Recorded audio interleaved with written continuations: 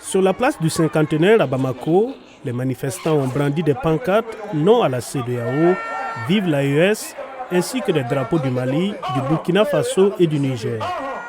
Les trois pays qui viennent de quitter la CEDEAO accusent l'institution, entre autres, d'être restée indifférente face à la crise sécuritaire qui sévit dans la région. Ils ont eu la magie d'inventer une force militaire en attente qui demeure toujours en attente et qui n'a jamais combattu un seul ennemi, puisque notre ennemi, c'était le terrorisme. C'est encore le terrorisme et cette force en attente n'a jamais pu rien faire. Le Mali a souffert. Et quand on a libéré Kidal enfin, qu'est-ce que la CEDEAO a fait? Elle n'a pas fait de communiqué. Au-delà de l'aspect sécuritaire, les trois États de l'AES croupissent également sous les sanctions économiques de la CEDEAO, mais se disent prêts à relever le défi. Lorsqu'on prend les trois pays réunis, ça fait 350 tonnes d'or par an. Ça fait la première production d'or de toute la CEDEAO.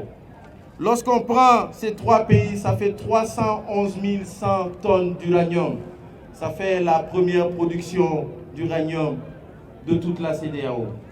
Lorsqu'on prend le coton, ça fait 1 110 000 tonnes de coton par an. Ça fait la première production de coton par an. Lorsqu'on prend les bovins, ça fait 32 millions de bovins. Ça fait la première production de bovins de toute la CEDEAO. Et lorsqu'on prend le riz, ça fait 2 millions de tonnes de riz par an. Ça fait également la première production de tonnes de riz. Alors où se trouve l'inquiétude?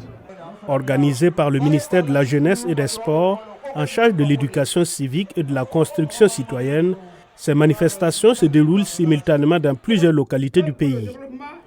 Pour l'ambassadeur du Niger au Mali, Abdou Adamou, le retrait des trois pays de la CEDEAO est un soulagement.